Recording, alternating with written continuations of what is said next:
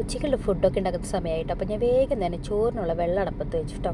അത് കഴിഞ്ഞിട്ട് ബാക്കിയുള്ള കാര്യങ്ങളൊക്കെ ചെയ്യാൻ വിചാരിച്ചു. ആ വെള്ളം തിളയ്ക്കുമ്പോഴേക്കും നമുക്ക് ഇവിടെ പച്ചക്കറി കാര്യങ്ങളൊക്കെ വെള്ളത്തിലിട്ട് വെച്ച് കഴിഞ്ഞാൽ അത് തിളച്ച് വരുമ്പോഴേക്കും നമുക്ക് കറി വയ്ക്കാനുള്ള കാര്യങ്ങളൊക്കെ ചെയ്യാമല്ലോ.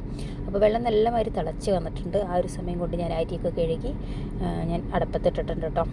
ഇനി നമുക്ക് ബാക്കിയുള്ള പരിപാടികളൊക്കെ ഓരോന്ന് ചെയ്യാം. ഈ ചോറ് വേവുന്ന ആ ഒരു സമയം കൊണ്ട് നമുക്ക് ബാക്കിയുള്ള കറികളൊക്കെ ഉണ്ടാക്കി ചോറ് റെഡി ആവും കേട്ടോ. അപ്പോൾ അതേ ചോറിനുള്ള കാര്യങ്ങളൊക്കെ സെറ്റായി നമുക്ക് കറി ഉണ്ടാക്കാം. അപ്പോൾ ഞാനിന്ന് സാമ്പാറാണ് ഉണ്ടാക്കുന്നത്. സാമ്പാറും അതുപോലെ തന്നെ വെണ്ടയ്ക്ക മെഴുക്ക് വരട്ടും ചിക്കൻ ഫ്രൈ ഉണ്ടാക്കാമെന്ന് വിചാരിച്ചു കേട്ടോ. സാമ്പാർ ഒരു തട്ടിക്കൂട്ട് സാമ്പാറാണ്, കാരണം വീക്കെൻഡായി പർച്ചേസ് ചെയ്യുന്ന സമയമായി. അപ്പോൾ ഉള്ള വെജിറ്റബിൾസൊക്കെ വെച്ചിട്ട് തട്ടിക്കൂട്ട് സാമ്പാർ ഉണ്ടാക്കാമെന്ന് വിചാരിച്ചു. ആ ഒരു സമയം കൊണ്ടാണ് മെഷീനിൽ തുണികളിടാണ്ടായിരുന്നു. അപ്പോൾ അതും വേഗം തന്നെ ചെയ്തു, അല്ലെങ്കിൽ അതവിടെ കിടക്കും. അതിൻ്റെ ഇടയിൽ അതും കൂടി ചെയ്ത് കഴിഞ്ഞാൽ പെട്ടെന്ന് പണി കഴിയുമല്ലോ. അതവിടെ വെച്ചതിന് ശേഷം നമുക്ക് മെഴുക്ക് വരട്ടി ഉണ്ടാക്കാം. മെഴുക്ക് വരട്ടി വെണ്ടയ്ക്ക മെഴുക്ക് വരട്ടിയാണ് ഉണ്ടാക്കുന്നത് കേട്ടോ. അപ്പോൾ അതിനുള്ള കാര്യങ്ങളൊക്കെ ഇട്ടു.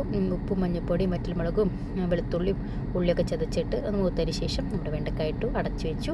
അങ്ങനെ വെണ്ടക്കായ കറി റെഡി ആയിട്ടുണ്ട് കേട്ടോ.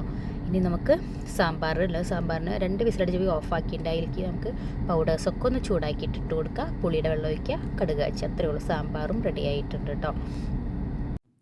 അപ്പോൾ ഈ കറി എല്ലാം റെഡി ആയിട്ടുണ്ട്. അതേപോലെ ഒരു വെണ്ടയ്ക്ക മെഴുക്ക് വരട്ടിയും കൂടി ഇളക്കി അതും ഓഫ് ചെയ്തു. അത് സെറ്റായിട്ടുണ്ട് കേട്ടോ. ഇനി നമുക്ക് ചിക്കൻ ഒന്ന് ഫ്രൈ ചെയ്തെടുക്കണം. അപ്പോൾ അതോടുകൂടി പണിയൊക്കെ കഴിഞ്ഞു കേട്ടോ. അപ്പോൾ ഞാൻ മാരിനേഷൻ നേരത്തെ ചെയ്ത് വെച്ചിട്ടുണ്ടായിരുന്നു. ലെഗ് പീസാണ് കേട്ടോ ഫ്രൈ ചെയ്യാനുണ്ട്. അത് ഓയിലിൽ നമുക്ക് ഓരോന്നോരോന്നിട്ടിട്ട് ഫ്രൈ ചെയ്തെടുക്കാം. അങ്ങോട്ട് തിരിച്ചു മറിച്ചൊക്കെ ഇട്ടിട്ട് നല്ല രീതിയിൽ ഡീപ്പായിട്ട് ഫ്രൈ ചെയ്തെടുക്കാം കേട്ടോ. അപ്പോൾ ഫുഡൊക്കെ റെഡി ആയിട്ടുണ്ട്. ഇനി കുറച്ച് ക്ലീനിങ് കാര്യങ്ങളൊക്കെ ഉണ്ട്.